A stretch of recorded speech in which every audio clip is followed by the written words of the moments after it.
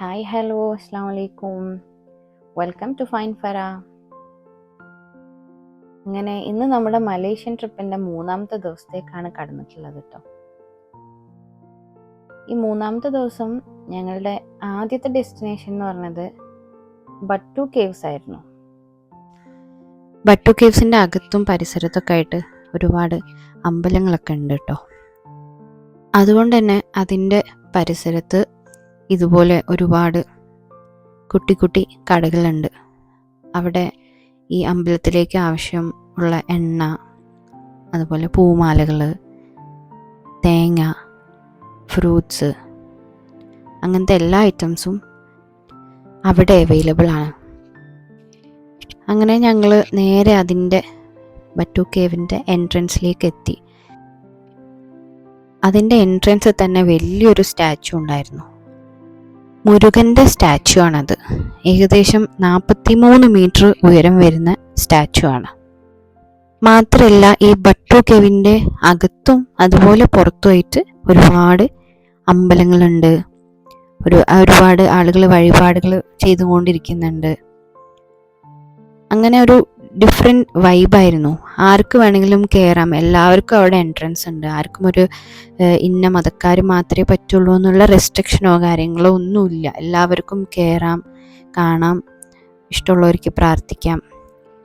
മുകളിലുള്ള അമ്പലത്തിലേക്ക് ഈ സ്റ്റെപ്പ് കയറി തന്നെ പോകണം എന്നാണ് ഇവരുടെ വിശ്വാസം. അങ്ങനെ ഞങ്ങളെല്ലാവരും മുകളിലോട്ട് കയറാനുള്ള പ്രിപ്പറേഷനിലായി. 272 സ്റ്റെപ്പ് ഉണ്ട് ഞങ്ങൾക്ക് കയറാനായിട്ട്.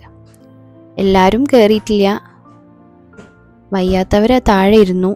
പക്ഷെ എൻ്റെ ഉപ്പയൊക്കെ നല്ല അടിപൊളിയായിട്ട് ആ ഒരു ചാലഞ്ച് ഏറ്റെടുത്ത് കയറി. ഞങ്ങൾ ഉപ്പാനെ നല്ല രസത്തിൽ മോട്ടിവേറ്റ് ചെയ്തു. കയറി കഴിഞ്ഞപ്പോഴാണ് ഞങ്ങൾക്ക് മനസ്സിലായത് അതിൻ്റെ ആ ഉള്ളിലുള്ള കാഴ്ച, അതായത് ആ കേവിൻ്റെ അകത്തുള്ള കാഴ്ച എന്ന് പറഞ്ഞാൽ ഭയങ്കര ബ്യൂട്ടിഫുൾ ആയിട്ടുള്ളൊരു കാഴ്ചയായിരുന്നു. കയറിയിട്ടില്ലെങ്കിൽ അത് മിസ്സായി പോവായിരുന്നു. ഈ കേവ് രൂപപ്പെട്ടിട്ടുള്ളത് നമ്മുടെ ലൈം സ്റ്റോണില്ലേ, അതായത് ചുണ്ണാമ്പ് കല്ല്. ഈ ചുണ്ണാമ്പ് കല്ല് കാലക്രമേണ ഡിസോൾവായി, അതായത് മെല്ലെ മെല്ലെ ഡിസെൻറ്റിഗ്രേറ്റ് ആയിട്ടാണ് ഈ കേവ് ഉണ്ടായിട്ടുള്ളത്. ഈ കേവിൻ്റെ അകത്തേക്ക് കയറിയാൽ നമുക്ക് ഒരു ചേംബർ അല്ല കാണാൻ പറ്റുക. നമുക്ക് അങ്ങോട്ടും ഇങ്ങോട്ടും കണക്ഷൻ ആയിട്ടുള്ള ഒരുപാട് ചേംബേഴ്സ് ഇതിനകത്ത് കാണാൻ പറ്റുന്നുണ്ട്. മാത്രമല്ല ഇതിൻ്റെ ഉള്ളിലൊക്കെ കുറച്ച് വെറ്റാണ്. അതുപോലെ വെള്ളം ഇങ്ങനെ മുകളിൽ നിന്നൊക്കെ ഡ്രിപ്പ് ചെയ്യുന്നുണ്ട്. മൊത്തത്തിലൊരു നനവ് ഫീൽ ചെയ്യുന്നുണ്ട്. അപ്പോൾ ഈ നനവ് കാരണമാണ് മെല്ലെ മെല്ലെ മെല്ലെ ഇതിൻ്റെ റോക്സ്, അതായത് ഈ ലൈം സ്റ്റോൺ മെല്ലെ ഡിസിൻറ്റഗ്രേറ്റ് ചെയ്തിട്ട് ഇങ്ങനൊരു കേവ് അവിടെ ഉണ്ടായിട്ടുള്ളത്. ആ കേവിൻ്റെ അകത്തും കുറേ ടെമ്പിൾസ് ഉണ്ട്. അതുപോലെ മുകളിൽ നിന്ന് സൺലൈറ്റ് വരുന്നത് കാണാനൊക്കെ നല്ല ഭംഗിയുണ്ട്. അങ്ങനെ ഞങ്ങൾ ഉള്ളിലോട്ട് കയറിയപ്പോൾ വീണ്ടും കുറേ സ്റ്റെപ്സ് മുകളിലോട്ട് കയറാനുണ്ട് അടുത്ത ചേംബറിലേക്ക് എത്താൻ വേണ്ടിയിട്ട്. അപ്പോൾ ആദ്യത്തെ സ്റ്റെപ്പ് കയറി എക്സൈറ്റ്മെൻറ്റിൽ ഞങ്ങൾ ബാക്കിയുള്ള സ്റ്റെപ്സൊക്കെ നല്ല ഉഷാറായിട്ട് കയറി. ഞങ്ങളെല്ലാവരും കൂടെ ഉണ്ടായതുകൊണ്ട് ഭയങ്കര എൻജോയ് ചെയ്തിട്ടാണ് ഞങ്ങൾ ആ സ്റ്റെപ്സ് കയറിയത്. ആ സ്റ്റെപ്സും അതുപോലെ അതിൻ്റെ ഉള്ളിലത്തെ കാഴ്ചയും അത് ഭയങ്കര ഡിഫറെൻ്റ് ആയിരുന്നു കേട്ടോ. പറഞ്ഞ സമയത്തിനും നേരത്തെ ഞങ്ങൾ ബസ്സിലേക്ക് തിരിച്ചെത്തിയപ്പോൾ അടുത്ത ഡെസ്റ്റിനേഷൻ IIUM ആയിരുന്നു. അപ്പോൾ അതിന് ഇടയ്ക്ക് ഞങ്ങൾക്ക് ഒരു ഐറ്റിനറിയും കൂടെ ആഡ് ചെയ്ത് തന്നു, അതായത് ഒരു വാച്ച് ഫാക്ടറി. നല്ല കിടിലൻ വാച്ചസ് ഉണ്ടായിരുന്നു അവിടെ. വാച്ച് മാത്രമല്ല കേട്ടോ, നല്ല ബ്രേസ്ലെറ്റ്സ്, ചെയിൻ, റിങ്, അതുപോലെ ബാംഗിൾസ്, അങ്ങനെ അട്രാക്റ്റീവ് ആയിട്ടുള്ള കുറേ സാധനങ്ങളുണ്ടായിരുന്നു. കുറേ ആളുകൾ അവിടെ നിന്നൊക്കെ പർച്ചേസിങ് ചെയ്തു. അങ്ങനെ ഞങ്ങൾ അടുത്ത ഡെസ്റ്റിനേഷനിലേക്ക് മൂവ് ചെയ്തു. അന്നത്തെ രണ്ടാമത്തെ ഡെസ്റ്റിനേഷൻ അത് IIUM ആയിരുന്നു, അതായത് ഇൻ്റർനാഷണൽ ഇസ്ലാമിക് യൂണിവേഴ്സിറ്റി മലേഷ്യ. ഞങ്ങൾ മലേഷ്യയിൽ 6 ദിവസം യാത്ര ചെയ്തിരുന്ന ബസ് ഇതാണ് കേട്ടോ. നീറ്റും ക്ലീനും കംഫർട്ടബിളും ആയിട്ടുള്ള ബസ്സായിരുന്നു അത്. അജുവ ബസ്സിൽ ചെറിയൊരു സ്നാക്ക് ഡിസ്ട്രിബ്യൂഷനിലാണ്. ഞങ്ങൾ നാട്ടിൽ നിന്ന് കൊണ്ടുവന്ന ബിസ്ക്കറ്റപ്പം ഉണ്ടായിരുന്നു, എൻ്റെ ഫ്രണ്ട് കൊണ്ടു തന്നതാണ്. അതിൻ്റെ ഡിസ്ട്രിബ്യൂഷനിലായിരുന്നു. ഏകദേശം ഉച്ച സമയമായപ്പോൾ ഞങ്ങൾ IIUMലെത്തി. ഞങ്ങൾ നിസ്കാരം അതുപോലെ ടോയ്ലറ്റ് അതൊക്കെ യൂണിവേഴ്സിറ്റിയിൽ നിന്നും നമ്മൾ ഫിനിഷ് ചെയ്യാമെന്നുള്ള പ്ലാൻ ചെയ്തു. ഏകദേശം 700 ഏക്കറിലായിട്ടാണ് ഈ യൂണിവേഴ്സിറ്റി ഇരിക്കുന്നത്. മാത്രമല്ല ഒരുപാട് കോഴ്സസ് ഇവിടെ അവൈലബിൾ ആണ്. ബാച്ചിലേഴ്സ് ഉണ്ട്, മാസ്റ്റേഴ്സ് ഉണ്ട്, ഡോക്ടറൽ ഡിഗ്രി കോഴ്സസ് ഉണ്ട്. അങ്ങനെ വലിയൊരു ക്യാമ്പസ് ആയിരുന്നു, ഭയങ്കര ബ്യൂട്ടിഫുൾ ആയിട്ടുള്ളൊരു ക്യാമ്പസ്. കുട്ടികൾക്ക് താമസിക്കാനുള്ള ഹോസ്റ്റൽസ് ഉണ്ട്. അവർക്ക് മഴയുള്ള സമയത്ത് മഴ കൊള്ളാണ്ട് നടക്കാനുള്ള ഫുട്പാത്ത് ഉണ്ട്. മാത്രമല്ല മലേഷ്യത്തെ ഒരു ക്ലൈമറ്റ് എന്ന് പറഞ്ഞാൽ എപ്പോഴും എക്സ്ട്രീം ക്ലൈമറ്റ്സ് ഇല്ല, എപ്പോഴും ഒരു നോർമൽ ക്ലൈമറ്റാണ്. വെയിലും മഴയൊക്കെ ആയിട്ടുള്ളൊരു മിക്സ്ഡ് ആയിട്ടുള്ളൊരു ക്ലൈമറ്റാണ്. അതുകൊണ്ട് അവിടുത്തെ പുല്ലുകൾ അതുപോലെ ഫ്ലവേഴ്സ്, ഗ്രീനറി, ഫ്രൂട്ട്സ് ഒക്കെ അത് എവർഗ്രീൻ ആണ്, എപ്പോഴും അതുപോലെ ഉണ്ടാവും. ഇത് കാണുന്നത് ഓരോരോ ഡിപ്പാർട്ട്മെൻറ്റ്സ് ആണ്. ഇവിടെ ഡിപ്പാർട്ട്മെൻറ്റ്സിന് കുല്ലിയ എന്നാണ് പറയുക. അപ്പോൾ ഒരുപാട് പല പല ഡിഫറെൻ്റ് ആയിട്ടുള്ള കുല്യകളാണ് നമ്മളീ കാണുന്നത്. ഞങ്ങൾ ബസ്സിൽ നിന്ന് ഇറങ്ങുന്നതിന് മുന്നേ ആദ്യം ക്യാമ്പസ് മൊത്തമായിട്ട് ഇങ്ങനെ കറങ്ങി കണ്ടു കേട്ടോ. ഇവരുടെ എല്ലാ ഡിപ്പാർട്ട്മെൻറ്റ്സ്, അതുപോലെ ഇവരുടെ കൾച്ചറൽ സെൻറ്റർ, പിന്നെ ലൈബ്രറി, അതുപോലെ സ്റ്റേഡിയം, അവരുടെ ഫുട്ബോൾ ഗ്രൗണ്ട്. അങ്ങനെ ആ വലിയ ക്യാമ്പസ് മൊത്തം കറങ്ങി കണ്ടപ്പോൾ ഭയങ്കര ആഗ്രഹം തോന്നി, എന്തെങ്കിലും ഒരു കോഴ്സിനോ എന്തെങ്കിലും PG ചെയ്യാനോ എന്തെങ്കിലും ആയിട്ട് അവിടെ വന്ന് പഠിച്ചാൽ കൊള്ളാമെന്ന്. ഇവിടെ നമ്മൾ പഠിക്കാനായിട്ട് ഏതെങ്കിലും കോഴ്സിന് ജോയിൻ ചെയ്താൽ നമുക്ക് നമ്മുടെ ഹസ്ബൻഡിനും അതുപോലെ മക്കൾക്കും ഒരുപാട് പ്രയോറിറ്റീസ് ഉണ്ടാവും.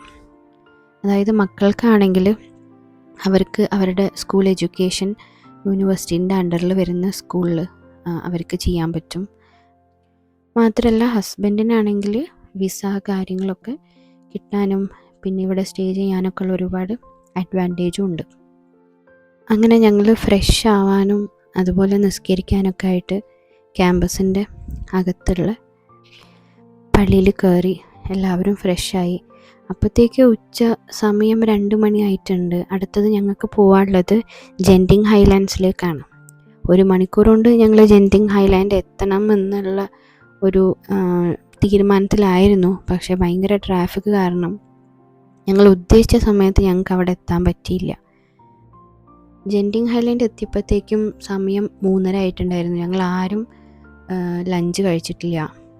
അങ്ങനെ ഒരു ഹോട്ടലിൻ്റെ മുന്നിൽ നിർത്തി ഞങ്ങളെല്ലാവരും വയറ് നിറച്ച് ഭക്ഷണമൊക്കെ കഴിച്ച് ബസ്സിൽ കയറി ഞങ്ങൾ ജെൻറ്റിങ്ങിലേക്കുള്ള എൻട്രി പോയിന്റിലേക്ക് പോയി. എല്ലാവർക്കും ടിക്കറ്റൊക്കെ എടുത്ത് ഞങ്ങളെല്ലാവരുടെയും കയ്യിൽ, അതായത് ഓരോ ഫാമിലിൻ്റെ കയ്യിൽ അവരുടെ ടിക്കറ്റ്സൊക്കെ തന്ന് ഞങ്ങൾ ആ ടിക്കറ്റുമായിട്ട് അവിടെ ക്യൂ നിന്ന് ഞങ്ങളുടെ QR കോഡൊക്കെ സ്കാൻ ചെയ്ത് ഞങ്ങൾ ഓരോരുത്തർ ഉള്ളിൽ കയറി നിന്നപ്പോഴാണ് മനസ്സിലായത് അതൊരു ചെറിയ ക്യൂ അല്ല, അതൊരു കിലോമീറ്ററുകളോളം ഞങ്ങൾക്ക് നടക്കാനുള്ളൊരു ക്യൂ ആയിരുന്നു എന്ന്. ചെറിയ ഡിസ്റ്റൻസ് ആണ്, പക്ഷേ ക്രൗഡ് മാനേജ്മെൻറ്റിൻ്റെ ഒരു ഭാഗമായിട്ട് ഏകദേശം 3/4 മണിക്കൂർ ഞങ്ങൾ ആ ക്യൂവിൽ നിന്നു. എല്ലാവരും ഭയങ്കര എക്സൈറ്റഡ് ആയിരുന്നു കേട്ടോ. ഞങ്ങൾ ഫാമിലീസൊക്കെ ഒരുമിച്ച് തന്നെയായിരുന്നു നിന്നത്. അങ്ങനെ നിന്നാലേ ഞങ്ങൾക്ക് ഇപ്പോൾ 8 ആളുള്ള ഫാമിലി ആണെങ്കിലും ഒരു കേബിൾ കാറിൻ്റെ അകത്ത് കയറാൻ പറ്റുള്ളൂ. അങ്ങനെ ഫ്ലാഗൊക്കെ പിടിച്ച് അംസക്ക ലൈൻ്റെ മുന്നിൽ തന്നെ ഉണ്ട്. ബാക്കി ഞങ്ങൾ 44 പേര് അംസക്കയുടെ ബാക്കിലും. ശരിക്കും ഇപ്പം നമ്മൾ നിൽക്കുന്നത് ഒരു മലൻ്റെ അടിയിലാണ്. ഇനി ഈ കേബിൾ കാറിൽ കയറിയിട്ടാണ് നമ്മൾ മലൻ്റെ മുകളിലോട്ട് പോകാൻ വേണ്ടിയിട്ടിരിക്കുന്നത്. ക്യൂ നിൽക്കുന്നവർക്ക് വായിക്കാൻ വേണ്ടിയിട്ട് അവിടെ ബോർഡിൽ കുറേ ഇൻസ്ട്രക്ഷൻസൊക്കെ എഴുതിയിട്ടുണ്ട് കേട്ടോ.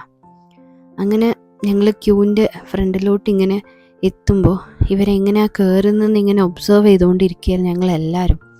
കാരണം ഞങ്ങൾ ഒരു കേബിൾ കാറിൽ ഞങ്ങൾ 8 പേര് കയറണമെങ്കിൽ ആ കേബിൾ കാർ നമുക്ക് വേണ്ടി സ്റ്റോപ്പ് ചെയ്യൂല. അത് വരുന്നതിനനുസരിച്ച് ഒരു സൈഡിൽ നിന്ന് ഇങ്ങനെ ഓരോരുത്തരായിട്ട് അതിൽ കയറണം. അങ്ങനെ ആ ഒരു ലാൻഡ്, അതായത് ആ ഒരു പ്ലാറ്റ്ഫോം വിടുന്നതിന് മുന്നേ എല്ലാവരും കയറണം. അതിന് മുന്നേ അവർ ഫോട്ടോ എടുക്കുകയും ചെയ്യും. നമ്മൾ കേബിൾ കാറിൽ ഇരിക്കുന്ന ഒരു ഫോട്ടോഗ്രാഫർ വന്ന് എടുക്കുകയും ചെയ്യും. അങ്ങനെ ഞങ്ങളുടെ കേബിൾ കാർ മൂവായി. ഞങ്ങൾ ഡെസ്റ്റിനേഷൻ എന്ന് പറഞ്ഞാൽ ഏറ്റവും മുകളിലാണ്. അവിടെ എത്തുന്നതിൻ്റെ മുന്നേ ആയിട്ട് 2 സ്റ്റോപ്പുണ്ട്. അപ്പോൾ അവിടെ 2 സ്ഥലത്തും ഇറങ്ങരുതെന്ന് ഞങ്ങൾക്ക് ഇൻസ്ട്രക്ഷൻ കിട്ടിയിട്ടുണ്ടായിരുന്നു. ഫൈനൽ സ്റ്റോപ്പിൽ മാത്രം ഇറങ്ങിയാൽ മതിയെന്ന്. കാരണം ആ 2 സ്റ്റോപ്പൊന്നും ഓട്ടോമാറ്റിക്കായിട്ട് കേബിൾ കാറിൻ്റെ ഡോർ ഓപ്പൺ ചെയ്യും. അപ്പോൾ നമ്മൾ ഇറങ്ങാൻ പാടില്ല, നമ്മൾ ശ്രദ്ധിക്കണം, നമ്മൾ അവിടെ തന്നെ ഇരിക്കണം. അങ്ങനെ ഈ കേബിൾ കാറിൽ നിന്നുള്ള വ്യൂ, അതുപോലെ ആ കേബിൾ കാറിലുള്ള ഒരു എക്സ്പീരിയൻസ്, അത് എക്സ്ട്രാ ഓർഡിനറി ആയിരുന്നു കേട്ടോ. ഭയങ്കര ബ്യൂട്ടിഫുൾ ആയിട്ടുള്ള സീനറി ആയിരുന്നു. മുകളിലോട്ട് എത്തുമ്പോഴത്തേക്കും ഈ മഞ്ഞൊക്കെ മൂടിയിട്ട് പിന്നെ നമുക്ക് അധികം താഴോട്ടുള്ളത് അത്ര കാണുന്നില്ലായിരുന്നു. പിന്നെ ഇതിപ്പോൾ നമ്മൾ പോകുന്നത് കേബിൾ കാറിലാണ്. അത് കൂടാണ്ട് പിന്നെ നമുക്ക് കാറോ ഡ്രൈവ് ത്രൂ ചെയ്തിട്ടും ഈ മലൻ്റെ അല്ലെങ്കിൽ ഈ ഹൈലൻഡിലേക്ക് എത്താൻ പറ്റും. അപ്പോൾ അതിൻ്റെ ഇടയ്ക്ക് നമുക്ക് ആ റോഡ് കാണാം. പിന്നെ അതുപോലെ അവിടെ ഒരു ജാപ്പനീസ് ടെമ്പിൾ ഉണ്ടായിരുന്നു ആ ഒരു പോകുന്ന വഴിക്ക്. അപ്പോൾ അതൊക്കെ നമ്മുടെ കേബിൾ കാറിൽ ഇരുന്നിട്ട് ആ കാഴ്ചകളൊക്കെ നല്ല രസത്തിൽ കാണാൻ പറ്റുമായിരുന്നു. ഒരു 20 to 25 മിനിറ്റ്സോളം നമ്മൾ അതിൽ കേബിൾ കാറിൽ ഇരുന്ന് നമ്മൾ ട്രാവൽ ചെയ്തിട്ടോ ഇതിൻ്റെ ഏറ്റവും പീക്കിലെത്താനായിട്ട്. പിന്നെ ഓരോ സ്റ്റോപ്പിലെത്തുമ്പോഴും ഒന്ന് സ്ലോ ഡൗൺ ആവും, നിർത്തൂല, ഒന്ന് സ്ലോ ഡൗൺ ആവും, ഡോറ് തുറക്കും, ഇറങ്ങേണ്ടവർക്ക് ഇറങ്ങാം, അല്ലാത്തവർക്ക് ഇരിക്കാം. അങ്ങനെ ഞങ്ങൾ ഏകദേശം മുകളിലെത്താനായപ്പോഴാണ് ഞങ്ങൾക്ക് അവിടെ ഇതിൻ്റെ പുറത്ത് ഒരു വലിയ തീം പാർക്ക് ഉണ്ട്. ഔട്ട്ഡോർ തീം പാർക്ക് ഉണ്ട്, അതുപോലെ ഇൻഡോർ പാർക്ക് ഉണ്ട്. അപ്പോൾ ഔട്ട്ഡോർ പാർക്കൊക്കെ കണ്ടപ്പോഴാണ് ഞങ്ങൾക്ക് മനസ്സിലായത് ജെൻറ്റിങ് ഹൈലൻഡ് എന്ന് പറഞ്ഞാൽ നമുക്ക് ഇതിപ്പോൾ ഞങ്ങൾക്ക് ഒന്ന് കാണാനും ഇതൊന്ന് എക്സ്പ്ലോർ ചെയ്യാനുള്ള ഒരു ടൈം ഇല്ല. ശരിക്കും ഒന്ന് പരിചയപ്പെടാനുള്ള ഒരു സമയം ഞങ്ങൾക്ക് അന്ന് ഉണ്ടായിട്ടുള്ളൂ. ജസ്റ്റ് ഒന്ന് കാണാനുള്ള ടൈം. അതല്ല, ഒരു ദിവസം മുഴുവൻ സ്പെൻഡ് ചെയ്യാനുള്ള ആക്ടിവിറ്റീസും കാര്യങ്ങളും അവിടെ അകത്തായിട്ടും പുറത്തായിട്ടും നമുക്കുണ്ട്. അതിൻ്റെ അകത്ത് കയറിയപ്പോൾ തന്നെ അത് വലിയൊരു കോംപ്ലക്സ് ആണ്, ഒരുപാട് ഫ്ലോർസ് ഉണ്ട്. അപ്പോൾ അതിനകത്താണ് വേൾഡിലെ ഏറ്റവും വലിയ ഹോട്ടൽ വരുന്നത്. ഒരുപാട് ഹോട്ടൽസ് ഉണ്ട്. അതുപോലെ വേൾഡിലെ സെക്കൻഡ് ലാർജസ്റ്റ് കസീനോ വരുന്നത് ഇതിൻ്റെ അകത്താണ്.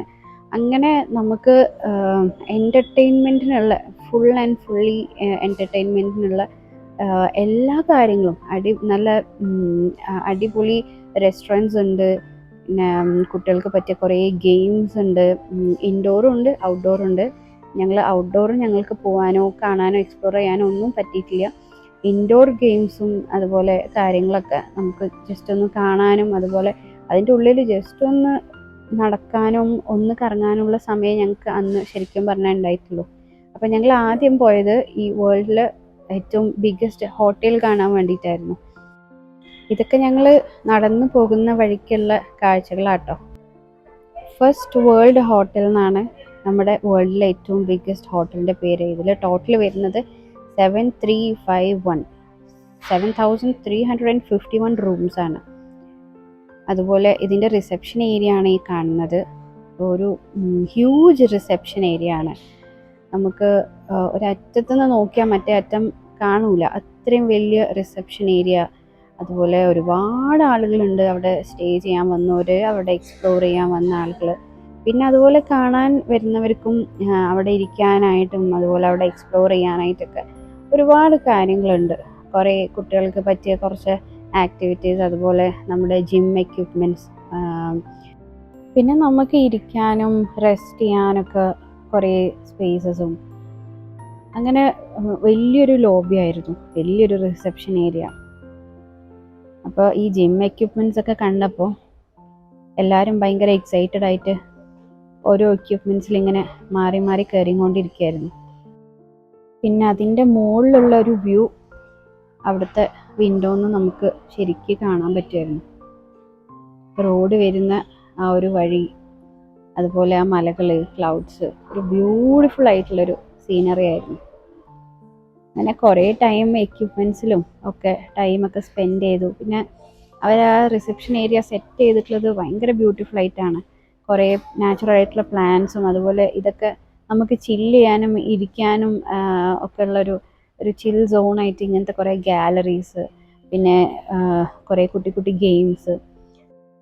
അങ്ങനെ അത് കഴിഞ്ഞ് ഞങ്ങൾ അടുത്തതായിട്ട് പോയത് കസീനോയിലേക്കാട്ടോ. അതായത് വേൾഡ്സ് സെക്കൻഡ് ലാർജസ്റ്റ് കസീനോ ആണ് സ്കൈ കസീനോ. അതിൻ്റെ അകത്ത് നമുക്ക് ഫോട്ടോഗ്രാഫിയോ വീഡിയോഗ്രാഫിയോ അലൗഡ് അല്ല. മാത്രമല്ല ചെറിയ കുട്ടികളെയും അകത്തേക്ക് അലൗ ചെയ്യൂല. അപ്പോൾ മക്കളെയൊക്കെ ഞങ്ങൾ കളിക്കാനായിട്ട് വിട്ടിട്ട് ഈ കസീനോ എന്ന് പറഞ്ഞ് കേൾക്കാന്നല്ലാണ്ട് ഇതിൻ്റെ ഉള്ളിൽ എങ്ങനെയാണെന്ന് കാണാൻ വേണ്ടിയിട്ടുള്ള ഒരു എക്സൈറ്റ്മെൻറ്റിൽ ഞങ്ങൾ കയറി കണ്ടു ഇറങ്ങി.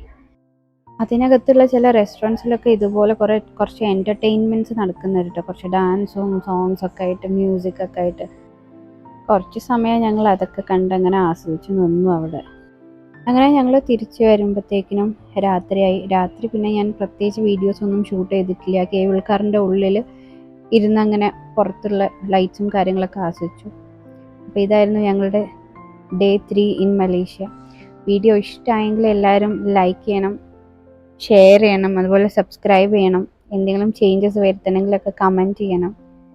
So thank you for watching my video, and this is Farah signing off. Bye bye, take care. Assalamu alaikum.